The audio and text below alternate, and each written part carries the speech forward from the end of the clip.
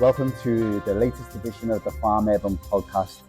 With this particular edition and series focused on social value from across the UK, people who are leading and innovating within the social value movement. And so today we've got the amazing Lucy Bridge, who's social responsibility lead at the Liverpool City Region Combined Authority. Thank you. So welcome, Lucy. Welcome to the farm. Thank you very much. It's lovely to be back. Yeah, you've been here a few times now, I think. Yeah, and it always amazes me, fabulous. Yeah, but thank you. It's really important for me to have you here and to interview you because you've been such a breath of fresh air coming into the city region with what you've been doing. And then we can talk about your background and stuff, where you've come from. But since you've come into the Combined Authority, just seeing the work that you're doing across the city region, it's just wow, bringing people together. So obviously what some of the listeners won't know and some will know is the community that you've built.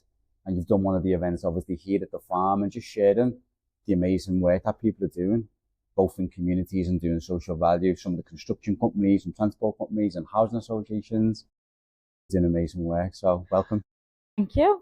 It's been a lovely journey. And it's gone so quickly.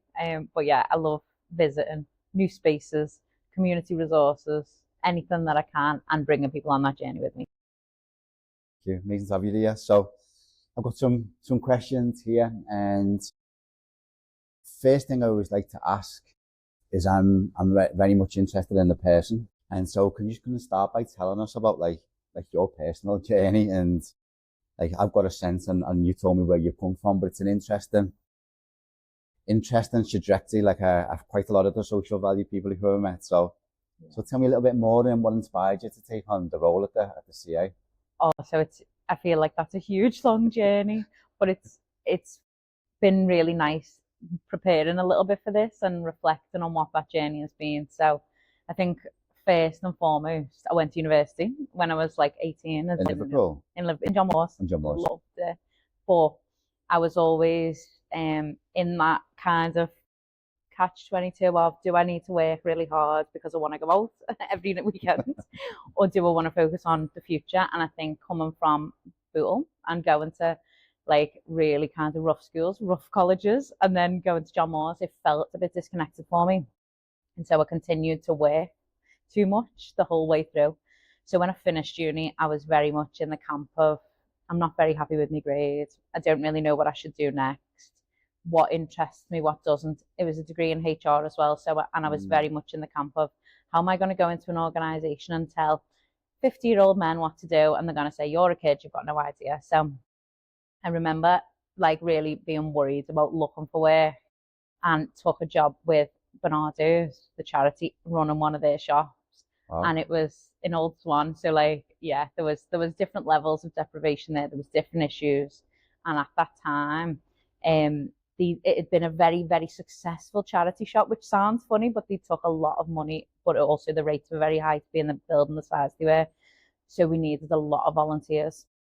And what I always say about that, and what taught me so much in that respect, is we had kind of core volunteers who wanted to be there, and people with learning disabilities and autism and all kinds of different needs and abilities. And I loved that side of it. It was interesting to work with the people, and they'd come in when they needed to. But also it's extremely tough as a manager to manage people who are giving up their time freely and also manage paid staff. An additional layer to that is we also had people who were on probation. So anyone who'd been given community hours to do and weren't deemed a risk were kind of invited to work in the shop with us. Interesting. It was interesting. And again, I was very, very young, and it was a fabulous job, and it was a fabulous introduction to how business worked and how working with a lot of different people from different backgrounds worked. So I think I always had that mindset of I believed in inclusion, obviously, and I thought there are things that happen, but there was quite specific rules. We would kind of know when people were coming in. We knew who could use the till, who couldn't. There was things like that. And a really serious incident happened where I wasn't in work.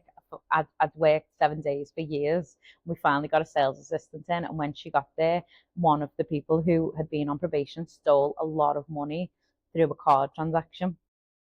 And the organisation was very much on the camp of like, this has been a process failure. And at the time, I was so embarrassed by that situation. I was like, I don't know how it's come to this. I don't know what's happened. We've shown kindness, we've shown love. There's been very vulnerable people around, and someone's chose to steal money from a charity, and I could never understand it. Anyway, I ended up leaving because I just thought, this doesn't compute. It doesn't make sense to me, the way it was handled and the way that, like, my sales assistant, she was amazing, but she was treated terribly. And I just remember thinking, she did her best, and no one kind of gave that. But there were also real issues in the way the charity was run, I suppose, and the way that they managed people's expectations and job progression. And you didn't see many volunteers get roles. And I hated that, because I thought they worked really hard and they put the effort in.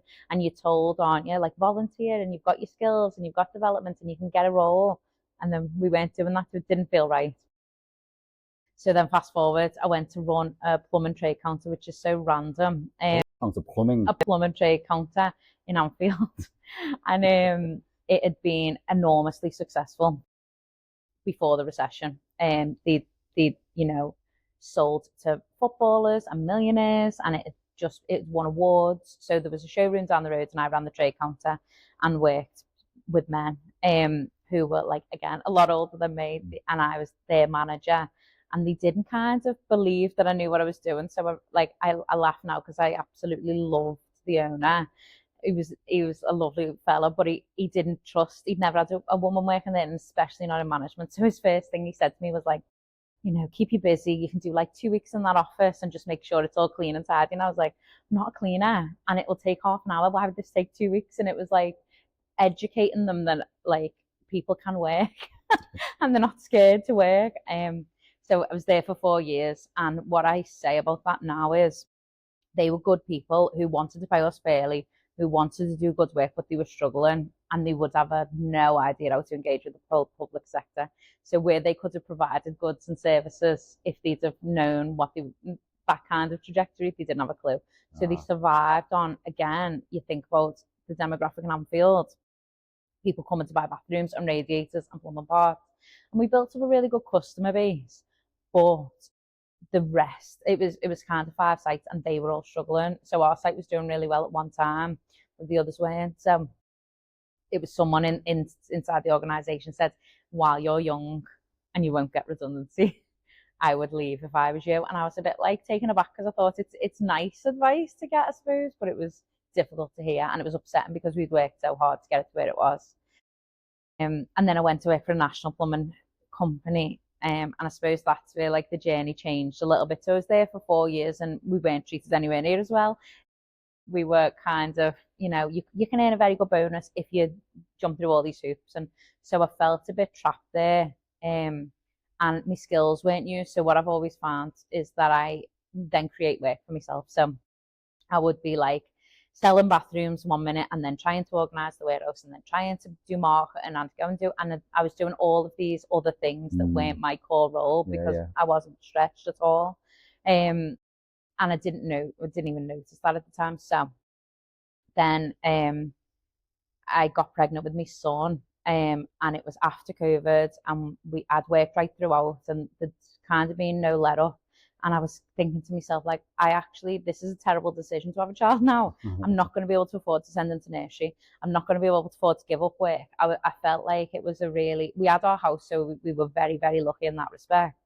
But I just didn't know what I was going to do or how I was going to survive. And I thought to myself, I'd looked at university courses to do a master's in the Open University. I thought about completely changing careers and training to be a counsellor and going back to the college. And then I thought, I've got to take a bit of pride in the work that I've already done, and I can't just discount the fact that I've got this degree, but I always had. I'd been used for it, like my managers, they was like, oh, you know about HR, like, come and do this with me. And so I'd be involved in all kinds, but I thought, no, it's what I care about. I care about people, I care about people's development, I care about organisations and how they work, and how if you're a good organisation that employs people, things get better. So I went into John Moores and kind of said to the senior lecturer at the time, and it was before an open day, met me for a coffee, and I just said, I really want to do this, but I'm very, very, very pregnant. The baby's due like in 3 months, and I don't really know if this is a good idea or not. And I think, looking back, it was kind of self-preservation. If it didn't work, it didn't work. but I was going to try my best. And he just said, listen, we're in the HR field. If we can't make it work, no one can make it work. He said, you've got to go for it. You've got to try. And I was like, okay. So joined in the September and had 2 assignments due in before the baby was going to be born. And then he was born a day early. And I was like, one day is nothing, but I still submitted my next assignment. And I was like, it just followed that trajectory. And I think because the expectation was, you don't have to do this, it made me do it. So when I was like, absolutely loved it, and I threw myself into it wholeheartedly and spent the 6 months that I was on maternity leave, which should have been 9, but again, couldn't afford to stay off any longer, just studying and being with the baby, and I just had a great time. Enjoy it, I was going to say, you loved it. Absolutely loved it. I was like so happy. It was just this wonderful little bubble of like learning more and trying to develop myself, but also understanding that my baby was going through that as well, and his development was lovely to watch. And then when he was 6 months old, I went back, but as a virtual leader, and I absolutely hated it. And I was like counting down the days till I could hand me notice in, because I just thought, this doesn't align with me anymore. Like I've learned this stuff that's going on in the world, and I understand more now. And the university have pushed me, and then I'm back in this role where they were sort of saying to us, like, if you go for promotion, you're low hanging fruit. If you do this, you're always at risk. And it was like this constant fear was pumped into us to be like, it's not that good out there. Like you've got it great here, and it just wasn't the truth. When you know. Yeah. Like you just know, don't you? It's like just this in and knowing. And then it was that thing of like, well, do I leave and have to risk paying maternity leave back, and I can't afford that, or do I stick it out? Or what do I do? And I spent months, probably, but too long, agonising over that. When I knew what I cared about, and it wasn't that. So finally managed to leave. And John Moores had actually advertised the job that was in partnership with Cobalt Housing. Okay. And I didn't have the qualification that they asked for. But I read it and I thought, this is so me. I would be good at this. And I never had that kind of self-belief. So I rang there was 3 managers on the project, and I rang one of them and I was like, I haven't got what you're asking for, but this is what I think. And she's like, what's going to work for you? And I was like, no. She went, your Scouse accent. And I thought, that's such a funny thing to hear. Oh, interesting. But she was like, she said, it is. She said, we need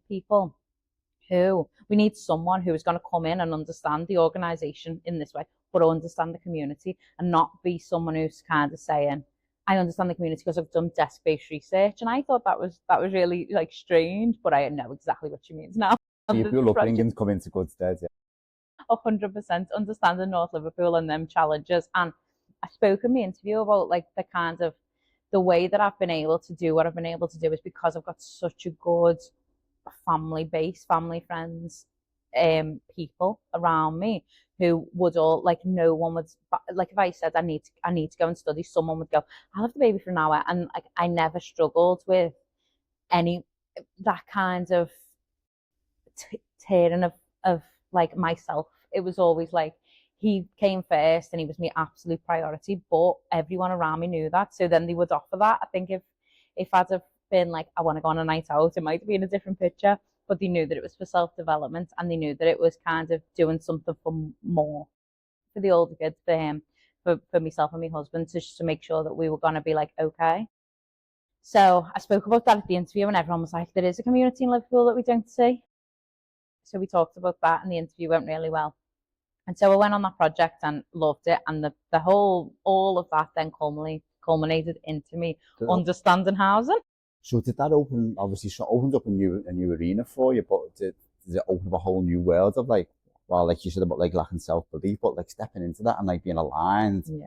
What was that like? No, so I still struggle with that, but what it meant that was I stopped being like embarrassed by like my career journey. I stopped feeling like I'd done this degree and done really well in school, but then hadn't done really well in my career. I'd worked really hard and I'd done what I needed to do, and every manager I've ever had has been like, that was brilliant, but I never got where I thought I'd get to. And this was a kind of stepping stone into that. And what I felt in that place was, it took a little while, but after a few months, like, the people were saying, like, this is really good work, like, this is, you've got this, like, you understand it. and I'd be like, oh, brushing it off and trying to think about other things that were maybe better or I could do better, because I'm always about whatever the future holds. But yeah, there was more and more, and I had 4 incredible like managers slash mentors, which is enormous amount like for one person for a 9-month project. But they all came from different backgrounds and they all had different ways of viewing the world and viewing the work. Um, and although it was difficult because there was 2 organisational cultures that I was working with, and one was research heavy, one was output heavy, because obviously we were working with tenants and vulnerable tenants sometimes. But that exposure to the amount of different types of work that was going on in a housing association that you would never know about unless you're in there, um, helped me understand, and I could speak their language, and I could talk about property repair if I needed to, and I could speak about partnership working if I needed to. I could talk about charity and volunteering, and it all kind of started to fit together. And that's when bizarrely enough I sat within a digital and transformation team, which is nothing to do with my skill set. So the whole and again, it all feels like you were pushed in one direction, but the whole reason that I was even involved in social value at all was because their partnerships team, who were phenomenal, like connectors and community builders, and just fabulous. Everything they did was amazing. They had a little bit of budget left, and they were going to buy Hack the app, and they were like, and I was kind of saying, I do agree. I do think we need a measurement system, but you've got to train people to be able to use it properly, and it is just a calculator. So we need to think about what we're going to do as an organisation to make this work. And so I was kind of put within this very informal, small project team, and we just had a great time. I looked at I looked at the internal workings of like things like they had a property maintenance team who would clean up vandalism and would clean the streets and would look at fly tipping, and they did all of this within their own budget.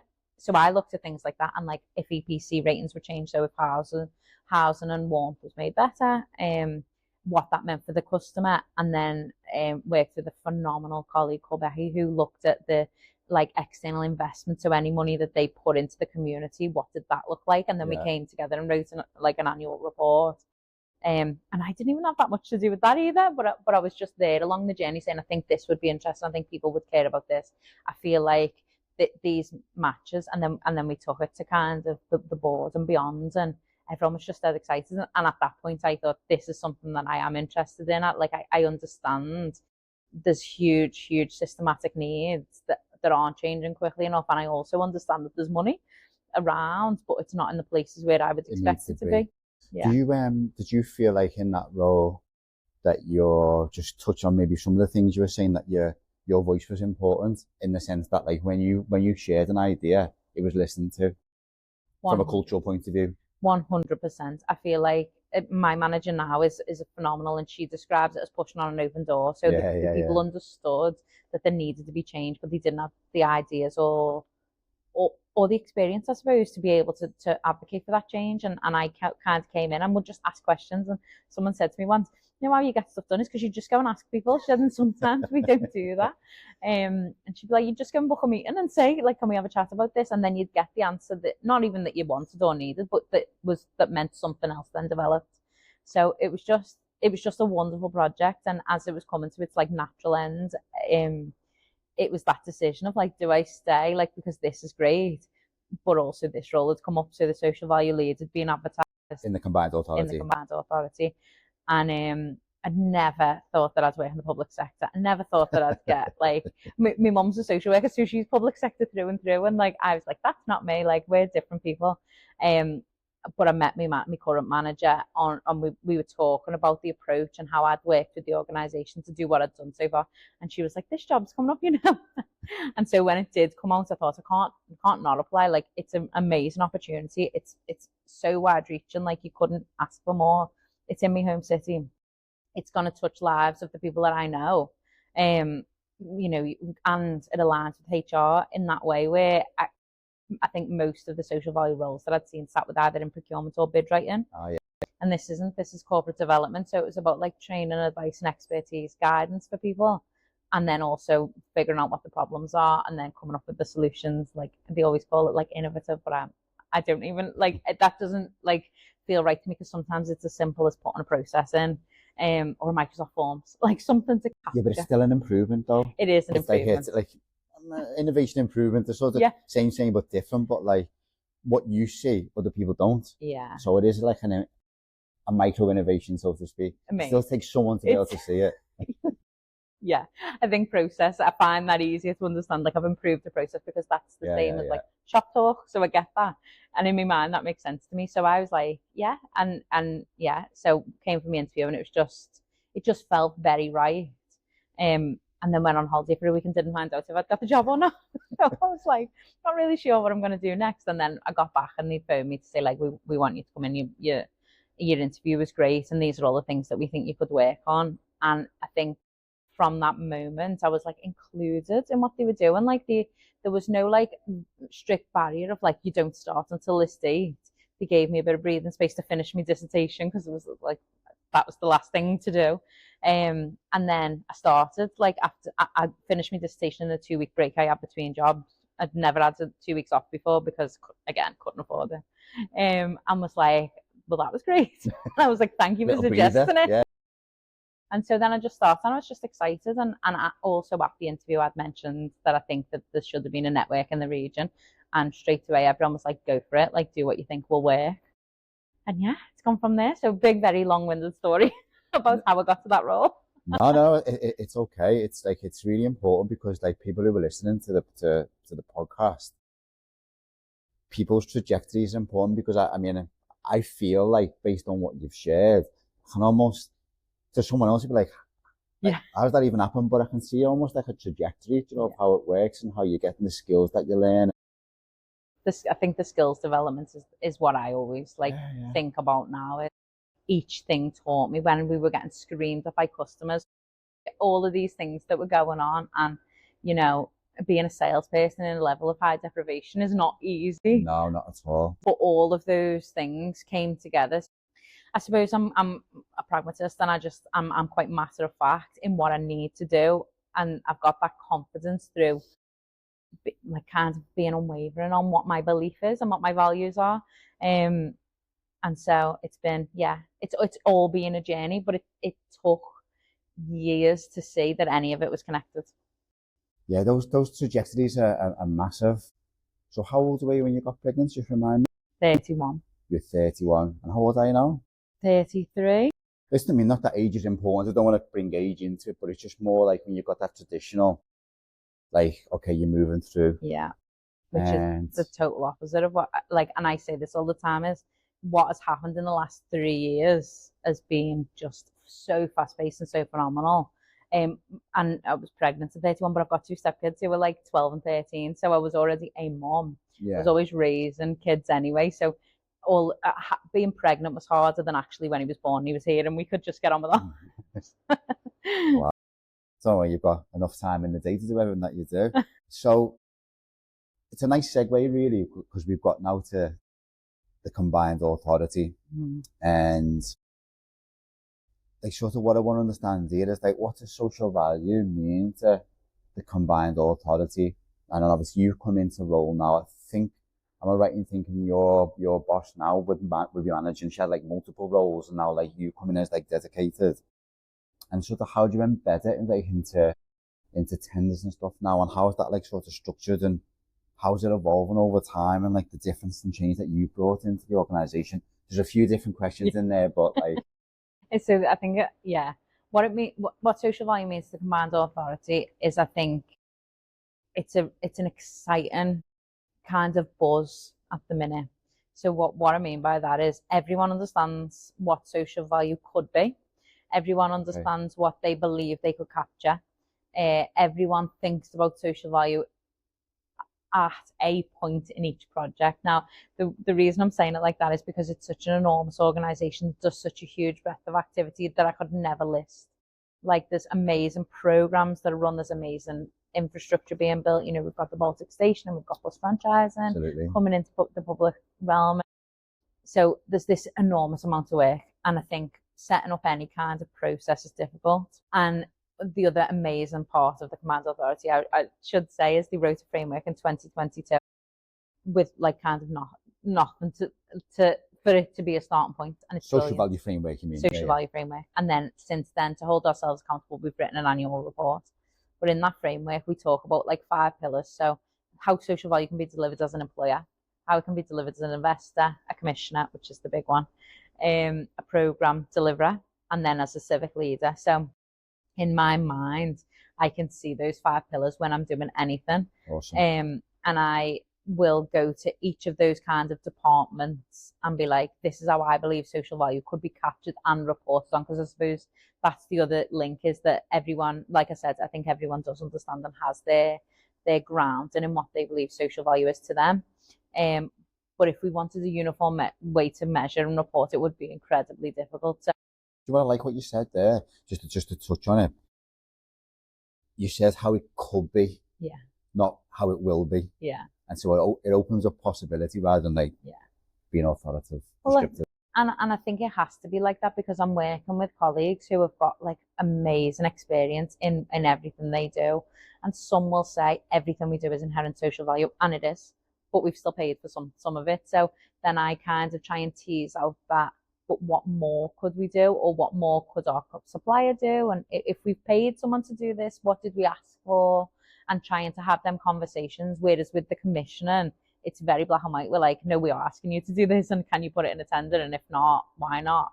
And we'll contract manage that. So my approach has to be different depending on who I'm talking to and why I'm talking about it. And then obviously the things that I'm interested in are like that the initiatives that are like just brilliant and are good for people and are good for work. So in some tenders, we've said you have to be a member of the Fair Employment Charter. And what that means is if you're going to earn this amount of money through bidding for public sector funding, we want you to be someone who pays the real living wage, and we want you to be someone who does EDI training properly. Awesome. And we want all of these things. So in some tenders, and I love to see that. And then we ask for your commitment. So it's like, it's not like this is the end and this is all we need. And I'm also a believer that everyone's individual expertise gives what we need, and what charities and STOs and everything everyone that's involved in this whole journey, if you can use your expertise, we get better results. So if you take volunteering as the example, I'm always saying to people, like, if you've got HR experience, like, and you even if you don't consider yourself an expert, the next person would. If someone is struggling with that admin or whatever they've got, that's a huge burden to them that you could handle in an hour, 2 hours, whatever. Go and give that time if you can. So I suppose that's that complexity layer as well, is we've got like the corporate social value that we deliver, trying to capture and measure and talk about that. Things like utilising our volunteer days and what we do for the communities and what kind of funding's out there, and then what we get from our suppliers, and trying to educate them at the same time. So saying again, we believe in giving expertise, giving time. We want people to give donations when they can, but sometimes that's not possible. So it's about giving that flexibility and respecting people for what they know and they're good at, and then asking for that kind of support has really helped us grow the imagination of what is possible. And Brilliant. I think that's where we need to keep pushing, is like, we're not just going to bring you into one framework and everyone has to do the same thing. We want to be able to, it's not going to make it easier for us, but we want to be able to look out at what has been achieved in a year and say, like, that was phenomenal and it was innovative and it was all of these things. Because that's what I want to say, and I want to be able to know, it's you've got to have your long-term thinking as well. So I want to be able to see kinds of the outputs and the outcomes in that first year. But my ambition would be that you track that over 5 or 10 years and you see the change in the stats. So we'll, keep pushing. So just a quickie then, because obviously we're lucky to have you here in the Liverpool City region, but the people listening to this who are from all over the UK, is that in the other combined authorities, is there someone like you? Because this is the thing with social value, with what I've experienced, is that it's different everywhere, from even in the construction sector, every organisation set up different. Is there other combined authorities? Is there someone like you? Or are you quite unique and are you networked into them? A bit of both. So I think I'm unique in the fact that we were probably first. and that I'm not the first. So there was people before me doing this role. So like I feel really lucky that they'd managed to do a lot of that groundwork and that, you know, education of our colleagues, and peers and external businesses. In other combined authorities, I think it's coming. I think there's people who do start to focus on this. In the public sector, though, more generally in local authorities, some do, some don't. It just depends. It depends on the system that they have in place, how important that they kind of put social value, whether it is just because you can get away with it as a tick box exercise if that's what your ambition is just to get compliant. It's fine, it can be done, and you can have a system that will tell you what the output was, what your bidder said, and then whether it was delivered or not. And that really is what is needed at the very, very basic level. But I have managed to meet fabulous people working in the public sector social value space. Brilliant. Who are doing really, really good work and do understand that it's not just output. It's whatever we can kind of manage and what matters to our areas. That's it. What matters. Like, it's not what the organisation coming in delivering social value. Or we've got this. We'll fit. We'll shoehorn it into this. Yeah. It's what matters on the ground. Yeah. Yeah. And how you make that better. Make it better. Yeah. Wow. Interesting. So it's a nice little segue. Again, these questions and they seem to be just like naturally unfolding to each other. Now, social value, you will have first come across it in your Cobalt days, and now coming into the CA, and it is evolving and changing. And even for me, it's only been really a year since I've started to understand it, since coming into Farm Urban and seeing how quickly it's moving. But for you, like, since you've become aware of it and now you're in your role, like, have you seen the social value movement evolve because there's been a new procurement act? It's not uniform across different areas, but maybe how you see it evolve, how you've seen it evolve more UK, but then more locally. And like, what significant changes have like shaped its trajectory, like the procurement act? Where's it going? Like what is the future of it really? I think what it's done is bolster and like kind of. I like that word, bolster. Yeah, for me that's what it felt like. Like, it felt like, okay, we have the original Public Services Act, and then this was coming in, and there was that apprehension. Although social value wasn't directly mentioned in it, everything that they talked about was to improve that, like to be able to get social value to the forefront, to be able to understand what again is possible, without being explicit, and you know, you've got to be able to suit the whole of the UK, not just Liverpool. What I've seen is the seriousness. I suppose more people want to speak to us, more people want to understand what it is. When I set up the network originally, it was because people felt quite alone in the social value space, and they'd sort of say, the people that I'd met had all said, it's kind of a thing that people don't mind if it falls off the table, and it's, you know, but I also heard that time and time again when we talked about inclusion, or when we talked about, you know, learning, and when the budget's not there, and it's the kind of first things, and I was like, they're always the things that I'm interested in. So I put myself in risk. But I think what I've seen is that, like, really people are taking hold of it and saying, I can do something really good with this. I just need and a lot of time it's resource or capacity, and that's really difficult to get as well. So what I think has happened is that the people who are interested take it on, do loads of work with it, and then go and actually work in social value. And I think what I've seen is the career opportunities that have come out in the last 12 months have been phenomenal. Definitely. So one at Rolls-Royce, and I was like, can you imagine? Imagine working, in social value. And it's that thing of like it's not, I don't want to go and work in London, but and I love Liverpool, so I'm very, very loyal. But when I see those opportunities, and there's job bulletins now of social value opportunities, which I've never seen 12 months ago. And that's just in 12 months. Yeah, I'm seeing the same thing, because it's an amazing role. Well, it's not for everybody. No, because and it's tough.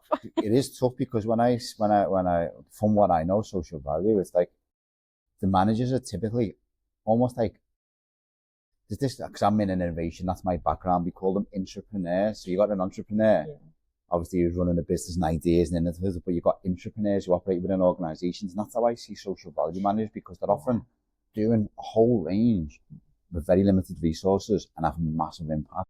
Yeah, Yeah, absolutely. And I think sometimes my eyes have been open to the fact that, you know, I'd heard this stat last year where they'd said like 80% of social value measures go unchecked. And I was like, that's outrageous. It's outrageous. It's outrageous. And so you'd write anything in a bid, wouldn't you? Because Yeah, you'd be yeah. like, I'm going to win this Someone's bid. got to check it anyway. I was going to check. And I was like, well, I can't have that. So it was like, Mm. my first thing was like, well, contract management's got to be like on this. It can't be like left till year end. It's got to be like throughout the journey. So that was great. But I think what makes me think about that is the kind of the bidding process, and when we found out that not everyone is then allocated that resource. So they've won based on, I'm not saying they've won based on social value totally, but they've had a good social value offering. And we believe that then it's over to them and they've got the budget and they're going to, and then their social value manager says, I do not budget for this. I'm doing this by myself, or they're going and delivering classroom talks by themselves, or whatever it is. And I remember that being like, that had never crossed my mind that might happen. I'm being like really shocked. And then thinking to myself, okay, so how do we get better at knowing what that's going to be? So we started to ask, what is the resource you're going to put into this? We don't need to know about money, but we need to know, are you going to give adequate time to your staff to be able to deliver if that's what they need to do? Are you going to give adequate resource to the program, the social value aspect of this? And try to build a confidence-based approach on, do we believe this will be delivered, and then track it properly.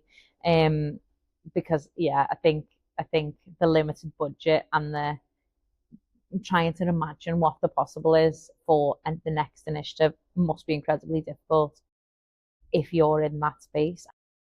There's also organisations that have to use bid writers, and the bid writer doesn't work in the organisation. So again, back to expertise, they don't know what the expertise is in the organisation. So your bids are then kind of disconnected. But there's no like bad intention.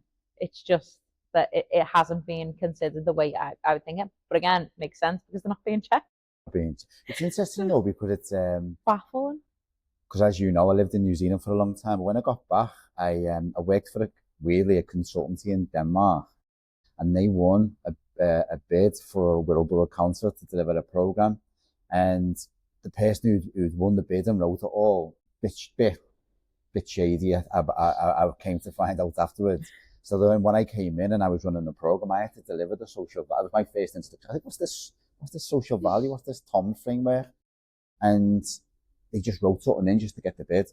And so I had to like totally shift what was being delivered and negotiate. Because I'm like you, like, this is going to deliver something to the community. Like, oh. So I ended up delivering something proper. But it's like I could see firsthand where people just put something in just to win the bid.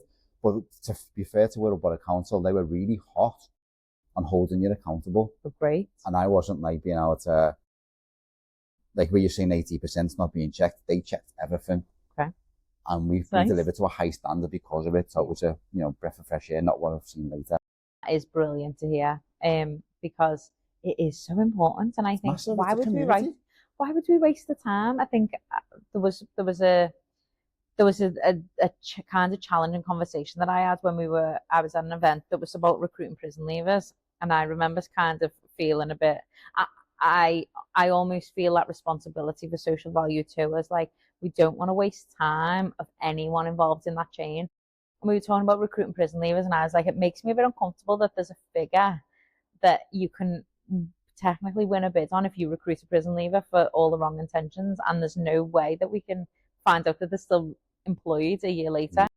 And the prison education leads, who were fabulous, were just saying, we have a terrible problem with that, of like organisations coming to us, we're going to have a job, there's going to be a job, they do 6 months kind of support, and the person is released and there's no job. And I remember thinking that, like, that chills me, because I think that expectation, that hope, and all of that person's like will and excitement is just gone.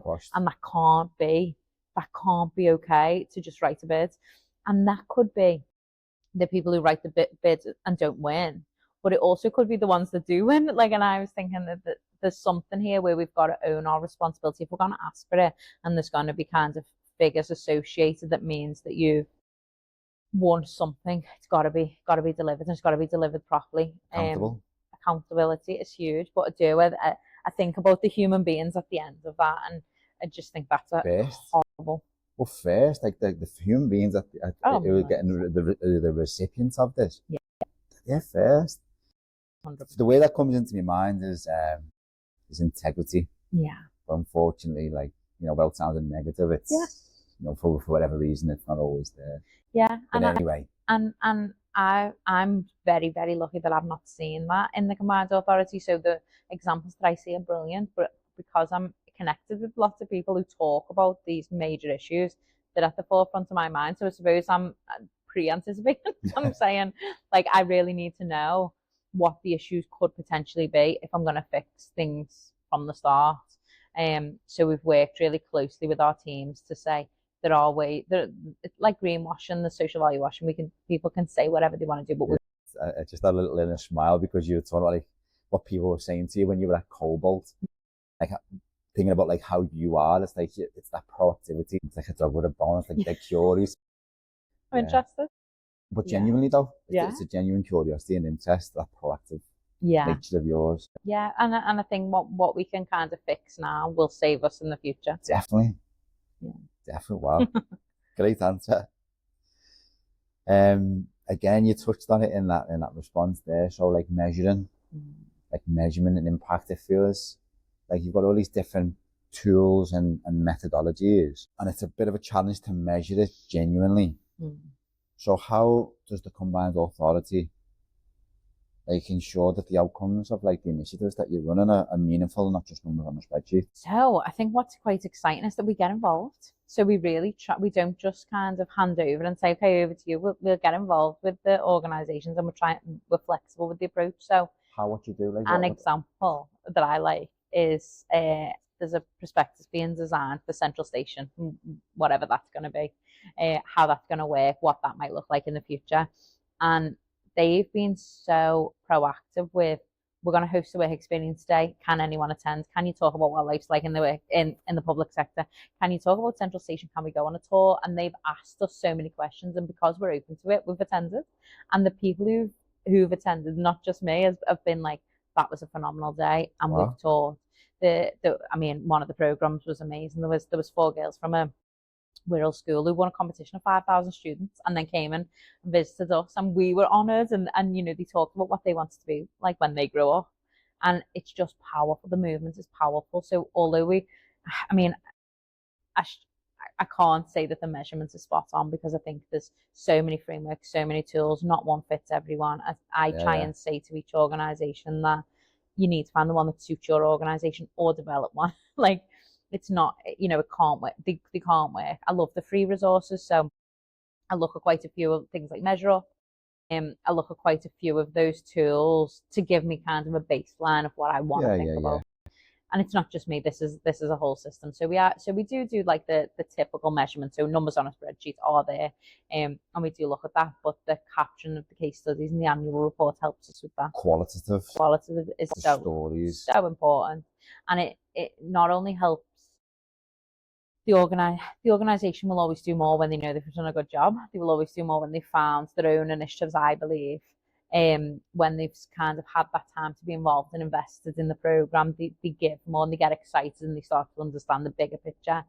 But also for our colleagues is when we share them stories, and even from our own experiences of volunteering or from corporate giving or whatever it is, it creates a real buzz. It creates a real like culture of giving something back and saying like, if you work in the public sector, you're typically values driven anyway. So you want things to be good for people. And I think from my perspective is yes, and we will always talk about all them good things, but let's capture a few that we know are a golden thread throughout and measure them properly and talk about like what we, not just social return on investment, we can do it, but we don't typically use it as our main tool. We talk about impact and value and what that means, like for someone 3 years down the line or something, and we are very lucky in that respect that we can kind of go back on our programs along. Our tenders can be multi-year, and if we expect delivery from year 1, by year 3 we can understand what them stories looking like and be flexible in our approach. So if something's really not working, we try and be that kind of, we can both challenge and also ask for the bidder or the winner by that point to come to us and say, I don't believe that this is going to work. How can we change? What can we do? How can we work together? And we'll always try and do that and signpost to the organisations that are already doing the phenomenal work. So it's not duplicating and it's not constantly reinventing the wheel or spending a lot of time preparing and planning for something that's being done somewhere else. So trying to connect the dots with different organisations doing different things that are all powerful in the community, and also letting them track their own impact, because I think when we start to see those outcomes and those stories, they're not things that we would have ever dreamt of, because we're not there on the ground. So I think I like to empower people to understand what the impact and the outcomes mean to them, and then for us as a combined authority and in the public sector, look at what we believe has worked, what hasn't worked, and then what we're going to do in the future. So there's something that I really liked what you said about, like, because as a public sector organisation, typically there's a lot of, I want to say pressure's the wrong word, what word do I want to use? There's a certain expectation because it's, people are paying taxes and rates to fund that organisation. Often when there's like, oh, things are going wrong, it's like, oh, it's a bit scary, and like, oh, but like having that openness to be able to, like, no, it's not working. It's maybe not failing, but maybe it is failing a little bit. Let's have a conversation and flip it, because it's a different culture traditionally within the public sector. So that just jumped out at me a little bit when you said that, because it's a different cultural approach based on what was maybe even 3, 4, 5 years ago. Thinking in a different way where it's okay. Yeah. Life's complex. Do you know what I mean? Especially when there's new builds or new initiatives. I know as an innovation manager, it's so chaotic and complex, and you can't predict what's going to come up. So you've got to adjust. So I wanted to pick that one out. Nice one. So social value is about creating benefits, across society, for communities, for the economy, and for the environment. These 3 things are, so like, how do you strike a balance between like them 3 pillars, catering to all of them when shaping up a proposal, and just see one as taking a priority? So for me, it's always going to be community, but I don't want to obviously put words in your mouth, but like, what is it for you? So I think no pressure. I think of even, I suppose it falls under the category of community, but we all have our own biases, and it can't be helped. Like, the 2 things that will always be something to me are anything to do with jobs and skills and education, like, and good quality ones. So if you can provide really good jobs and you've got a progression, and it's not just a short term, like something that lets people down, like, that will always be something. And the other side of that is things for you, the youth activity. I feel like when I was younger, I could go to youth clubs and experience meeting people that you wouldn't have met outside of your school life, and I don't find that now. So then when I do, it's like a golden gem for me, and I always want them to have that support. Family centres, I'm exactly the same. Like, when the baby was born, and I thought I paid like loads of money to go to baby classes, and then found out the ones in Liverpool, like children's centres, were free. And when I went there, the women who were running them were so kind and so compassionate, and they asked about how you were, and I remember them being empty. Like, there was me and maybe one other parent. I'm thinking, if we don't use them, we'll lose them. Who are they funded by? It will be the council. Oh, it's a council funded, is it? Right, so okay. The actual family centres, and you can go up until your child's 5, and then there's family hubs as well, and that's like a kind of longer. But I was going, and I only found out about that through like kind of other people saying, have you not tried there? And then when I did, I loved it, and remember thinking they help boost confidence, and they do all of these amazing holistic things. And I was like, but there's no one there going, go to family centre, go, and like, and so you didn't get that. And so everything for me always comes down to, like, I want people to have good quality jobs and be working in spaces they want to work in, because that's what I wanted and needed, and now I've had that experience. And then, family and youth, but I say that, and then I think, I am, when I'm reading a bid or a tender, or looking at what initiatives that I've enjoyed, like the environment is, like, I go to myself, it might not be the thing that I think about straight away, but when I read it, it's so impactful, and I think, oh my God, yeah, that's what we need. So I think the bias is always there, but the intention is, with enough people who are at these kinds of touch points. We have social value champions now. There's enough of us around the table that we could start to call each other if we thought they were all going to be like, Lucy just gets everyone to do the same 5 things. I think we've got that now where we would challenge enough. So hope that it becomes balanced. Balanced. Yeah. Oh, nice. So just starting to bring it to a little bit of a but on the home straight now is like the barriers to social value, like because it is changing and there is certain mindsets and as being tick box exercise, then you've got like how you measure it and it's like there's a lot of like nuance and can be quite challenging in spaces. Like what are the barriers to scaling social value? Do you see across like different industries? And how are you seeing, because I think you've touched on some of this already, it's like how governments, which is you, I don't mean just you, you don't run the country, but and businesses work together to overcome them. Now I think about like there's a woman who I know who's she's absolutely dynamite, and she's a social value lead for First Bus, Holly Buckley, and there's another like lady, Daniel Doherty, who I've interviewed here and stuff, and people like that who are just like the private sector version of you. Yeah. Especially someone like a Holly Buckley, like she's just like absolutely like just on it and wants to collaborate and wants to share and like what's the best solutions, like what's your experience and like what's your attitude to that? And you've touched on it. I do believe you've touched on it in some of the answers you've done already. So I do think about this quite a bit, and I think it's education. I think in everyone. Right. So I think, well, yeah, but I also do think that comes from us. I think because there are so many frameworks and so many toolkits and so many different ways to measure, that has kind of become the be all and end all. And so as a public sector organisation, we adopt one framework perhaps, and then we expect all our contractors to do it. What they then learn is how to use the system, not how to deliver social value. So for me, I believe that if people could understand what social value can be, what it can, I like that you said it before, what it can be. What it can be, they can educate themselves. Like I would love to work, I love to see and would love to work with organisations who have a plan and they go, this is my social value plan for the next 10 years.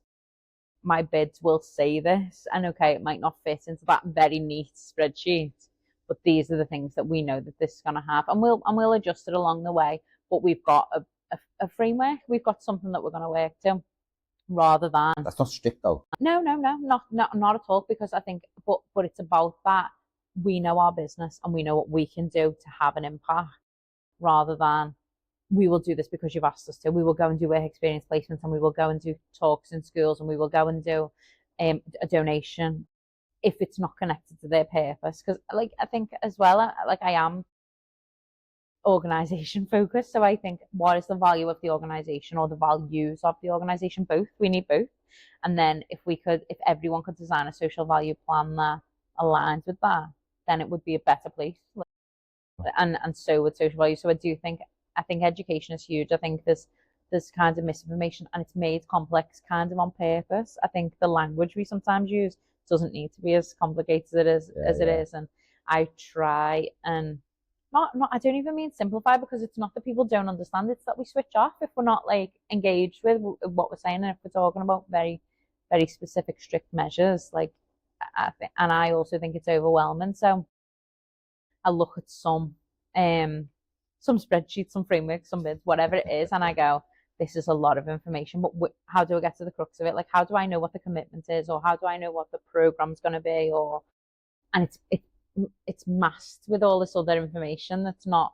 It's important at some point, but it's not given the impact that we need. And so I think there's an overhaul needed. Things like this are brilliant. These podcasts, that if people can start to listen and understand that social value should be more, and I can't change the other councils and I can't change the public sector more generally. So whatever system they use, but also in most of them, there's a category for innovation.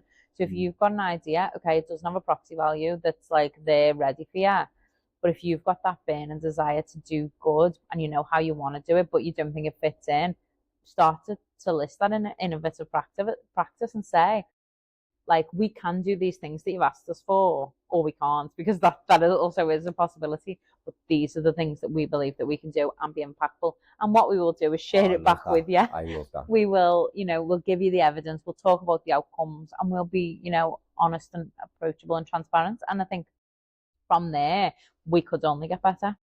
To me, like to have that like level of dialogue and openness and sharing ideas. Okay, well, we don't quite fit it. You know, it's almost like when you went to Cobalt. I mightn't be able to, but actually, you start to talk about things a little bit more, and like, no, you can still fit. But just have the conversation and just open things up a little bit more. But to even have that attitude in the first place is refreshing. It's not the norm. Yeah.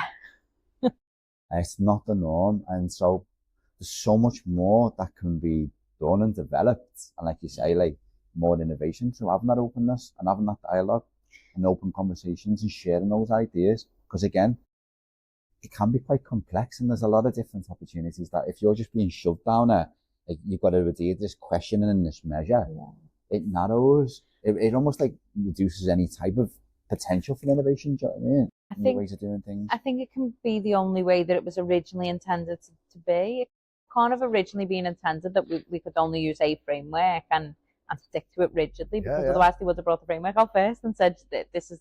So I suppose I was in that when I was in that research phase, I read the Act first and I thought, okay, yeah, I understand this. The original Act or the new Act? The original Act, and thought, okay, I get this. It's about what more public sector money can do. It was my, the very, very small way of describing it. Like, does that mean your local influencer will spend? Does that mean that when you've got the opportunity to work with a business that's based in your region, do you do it? Can you make decisions in that way? Can you be a bit more flexible? Or do you say, okay, everyone bids, and these are the things that you then need to provide in our region or not? And I think it's a mix. I don't think either is the one answer. We've got things where, again, we talk about like kind of corporately delivered social value. We can have a social value proxy figure by spending with an SME and again, an SME in our region. So it's that, and then we also would then expect it from our suppliers, and it's how it falls down that chain, and how if we lead from the front, we can create that culture change and make things better. It's what we call pioneering new ways. And this is one of the, paying you a compliment, because this is one of the things that I really love about you is like, this is what you're bringing in, because this is the way, again, being a bit biased because this is the way that I sort of think, but it's, this way it's been a breath of fresh air, you coming in, just wanted to touch on that. But like the future and innovation, like, collaboration, again, these questions just seem to be matching where you just finished. So like us as like, farm urban and like what we do from the growing the food and the education programs, and there's other social enterprise. Like I think about like the Rise Construction Framework organization that's like just recently got the King's Leadership Awards. Like it's just amazing what they do. There's others as well. Like there's like some of this tier 2 construction. Like there's a lady called Dawn from A&B Engineering, amazing woman. But like we focus on the solution for social value. That's part of our mission, to create greener, healthier, inclusive places, whether it's an organization or it's a community. But like how important are those like partnerships with SMEs and innovators like us, like Farm Urban, and driving like meaningful social value, because it's like an ecosystem. Do you know what I mean? 100%. So just to finish up with this is the last question. Well, penultimate. Like, what's your view on that? So it's the only way that I would want to work. The network has taught me so much in that. It's the network that you develop where you're bringing the leaders together with different practitioners. Yeah. So how I categorize that is we've got like the anchor institutions, and typically we've got money that we need to spend, and it might be ring fenced to programs or projects, but we've got to deliver social value. And then in the middle, you've got your service deliverers. So tier 1 construction firms or service providers, IT, could be anything. Yeah. And they're in the middle, and they've got to deliver social value because we've told them to. They've got the money to buy their own framework if they want to. They've got a little bit of cash to spend on a program, or they can hire someone, or they've got that. And then we've got the third sector, and I originally sort of wasn't going to open that invite out, only because I was like, I'm not sure how I can physically fit this in, but it's where my passion is. So I was like, we've got. So what I then thought was, if we've got these three together, let's go out to the third sector, socially trading organisations, we're SMEs. Let's go to their location and have our meetings there, find out about what they do, so we're not creating, duplication. we can start to understand and signpost our residents or our clients or whoever it is, if whatever camp we're in. We can also start to think about where our recruitment might come in. So if you are going to recruit someone, can you work with these partners? And in my mind, it's constantly like, well, if you want to save time, you want to save money, you work with your partners. And so for me, it's the perfect tool for us to be able to communicate in that way. So I then get to hear what the third sector say, which I wouldn't have been able to because I was focused on service. And I don't mean just from the network, but what it has meant is that them conversations are so powerful. They've informed my practice, getting to hear everyone. So I've then said, this is what I think we need to do, and this is all the evidence and the reasons why. And we do these kinds of short summaries to say, here's the connection. Like, if you're going to be delivering a program and I remember at one point thinking about the programs the CA itself runs and being like, is it illegal to use our social value requirements in these programs? Because you're saying that you're going to go and do CV writing and interview skills. Why is that not with households into work? I couldn't figure out why. And after a while, I started thinking it's just because it hasn't been done. But wouldn't it be terrible if Farm Urban, for example, went, okay, so the only way that I'm going to get some social value commitments from these service providers is if I fit into this box, and I'm only going to provide these, and I can't do any of my other work anymore. And I just think that's wrong. So we've got to, it comes back to that flexible approach. So we then say, okay, so you don't have to fit into that box, but we do expect you to work with partners and other providers in the area, or share your learning, or share your lessons, or share your amazing wins, because that's the only way that then we can get better.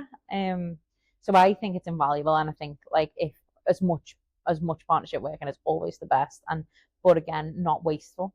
Don't waste anyone's time. Don't be coming and saying, like, this is what we're going to do with you if we win this bid. It needs to be like a partnership, not we're going to use you to help us write this, and then we're going to either drop it if we don't win, or we're going to come and do this if we do win, and it's not what we promised.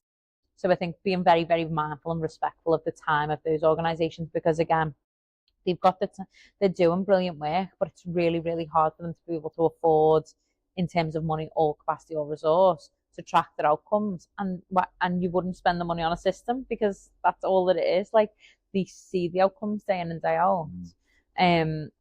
And they can prove it, but not in the way that our boxes. So I think it's that for me, is it's been invaluable being able to see each stage of the journey, who a social value person is in each of those kind of sectors, and how they approach their role, has meant that I can talk to my organisation about how we can do better in the future. Having that openness, and like you say, that having the network, you're getting these direct sort of opportunities to be able to, like, inform. So it's like you're getting, like, on the ground, on the front line, information that then you can make more informed, better choices, rather than, oh, this is a good idea, I'm just going to go and do it and just see what happens. It's informed by data. And it's informed by just the best people. Like, so powerful, and they've got such good lived experience, and they've also got, like, academic experience, and we've got such a wide reaching network that every time I go, I'm inspired, I'm impressed, and I'm like, this is really exciting, and there's so much that we can do, and I think it only makes us better. It doesn't make me worry or think we're never going to get there, because we will. It makes me think we've got to get better, because we're seeing all of this support that is being given in the region, and we're also expecting the same level of support to be given, but they're not directly connected. So I'm curious, because it's like me being new a year ago, like, you can see things when you're new to something. There's a blessing in one respect, because you can see something with more objective eyes. And I've always seen the city region, Liverpool city region, as being well positioned to be a pioneer in shaping what's possible, because you've got that now in the CA, and you've got these amazing organisations who are open. And like, Liverpool culturally, traditionally, and when I say Liverpool, I mean the city region, all the different boroughs, that it almost, like, lends itself, the ingredients are already there in the culture to be able to do that. That's my view. 100% believe it. Like, we have strong communities, and we have people who are really strong. We will do anything for anyone. it makes me, when I think about like TikTok and you see all these people from America who say, I've been to Liverpool and it's the greatest place on earth. And I think, yeah, it is. Like, I love it here. And I think we took like, there are people who are in terrible, terrible situations and really struggling. But a lot of the time they're the people who give as well. So I think my experience has always been that we pitch in and we do what we can and we help the community, we help each other and we help our neighbours and we do what we can, and that's kind of family driven. So all of my like right through would have been the same. Amazing. And thinking about people and not just like in the short term. It's like, how do we support people in the long term? How do we make lives better? How do we improve life satisfaction in a region? Like it's, but you know, and taking it back to social value is, can't survey everyone, but that is the answer is how do you actually track that and think about what it meant? Have we got more money in our pockets? No.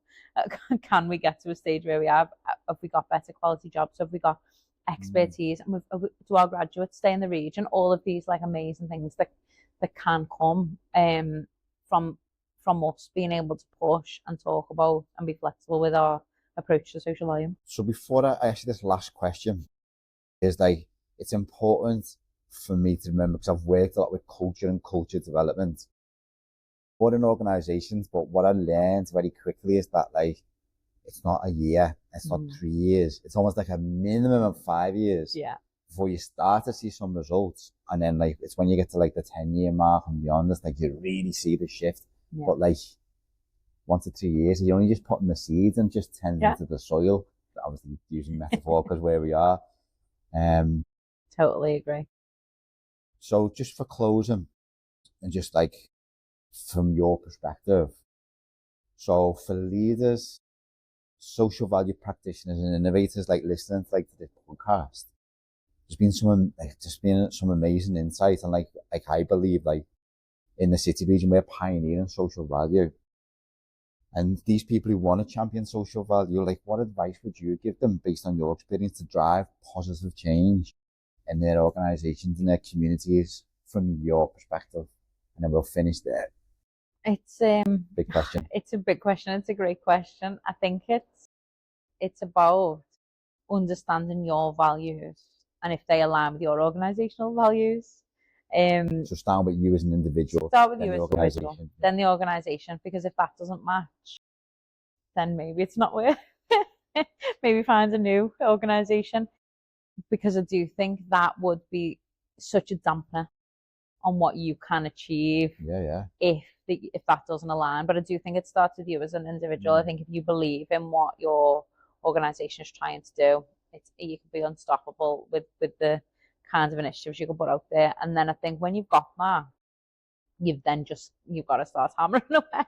You've got to start speaking to like senior leaders and everyone. When I think about like the conversations I have, trying to, say, we've got this and we're doing it well. For me, it's councillors as well. So I'm like looking to that external. If you've got your individual ward and this is what you care about in your ward, I can give examples that we do in Everton, and I can give examples that we look at in Bootle, and I can think about St Helens. And so for me, it's that the culture change and the excitement comes from people being on the journey with you. You can't work in isolation. You can't work in silos. Like, communication, being really clear about what you expect, but also about what's happening, what's going well and what's not, because I'm quite honest about that really didn't work or didn't, like, that wasn't what I thought. Just saying how it is without fear of Yeah, because I think we like, one of the first things I was talking about is that like fear and a bit of shame of like, that didn't work, what should we do? And it's such a horrible place to be in. Shame. You wouldn't want anyone to feel like that, especially when you think, these are things that we're trying would be in. I mean, I know the Social Value Act and the Public Services Act, and the new Procurement Act have been around, but obviously everyone who's talking about it in this space now is like, this is new, this is exciting, something big's coming. So I think if we take people on that journey and we're honest and we align with what we're talking about, we can only get better. So do you know just what comes to me, like, that encompasses all of this? Just to finish, it's building an amazing culture. Because when you build an amazing culture, everything just starts there. It's like like building really healthy soil through composting and it just, you plant a seed in that soil, it's just potent, do you know what I mean? Yeah.